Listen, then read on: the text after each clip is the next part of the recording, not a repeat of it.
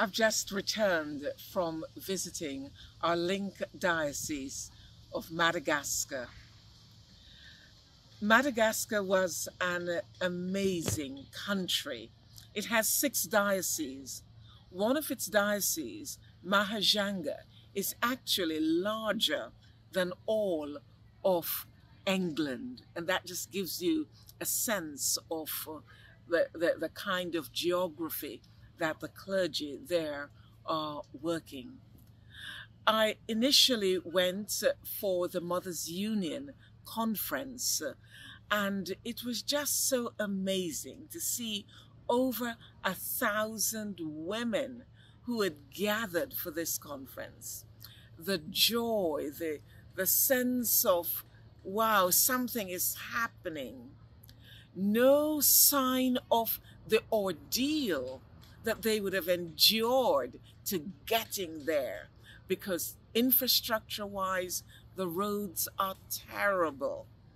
I happen to have a 12-hour journey between Fianarantsoa and Toliara, 2 different dioceses. A 12-hour journey to get from one to the other by road, and that was challenging. But these women, they were just so joyful. They sang and sang. The Eucharistic service, it lasted for 2 hours, and people were in no rush to move. I saw the huge baskets that people were walking up as they sang in order to give the offerings that they had brought. But there was something very special about being in Madagascar and being with the church there. Because there I saw a people who had very little. They had no stuff. But you know what? They had great faith. And they lived that faith. And that was a joy to behold.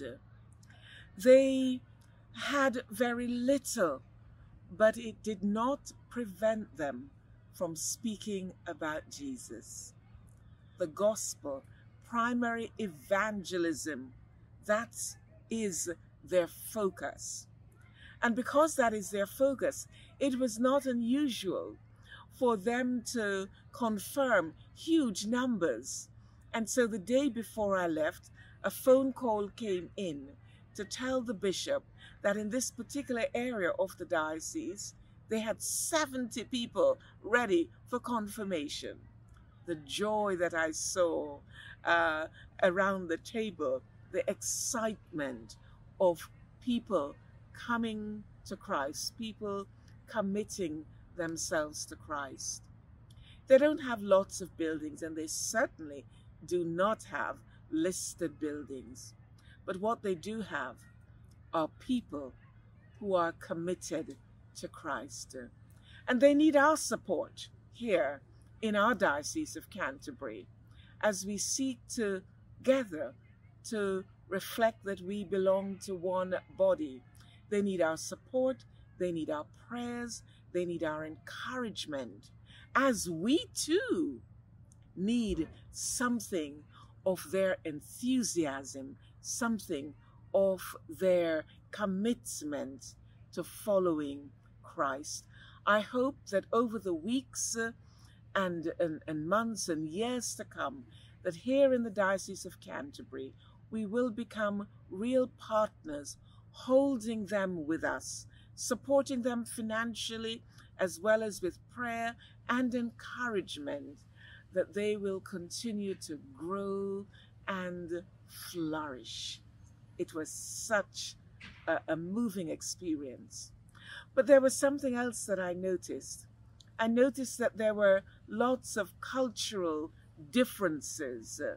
Cultural differences in that the women were doing all the work and the men seemed to be just cool, hanging about. And Bishop Rose struggled to see that, I must admit, and did call it out a few times and ask, what on earth is that about? And there was also the wealth disparity that I struggled with. As a matter of fact, if the truth is to be told, I was enraged at the disparity of wealth when I saw the huge gates and walls. And then I'm asking myself, when you open those gates, do you not see the squalor around you? So I think that there is something there about justice and how in our prayers and in our relationship with Madagascar, we might help them to confront the injustices in relation to wealth disparity.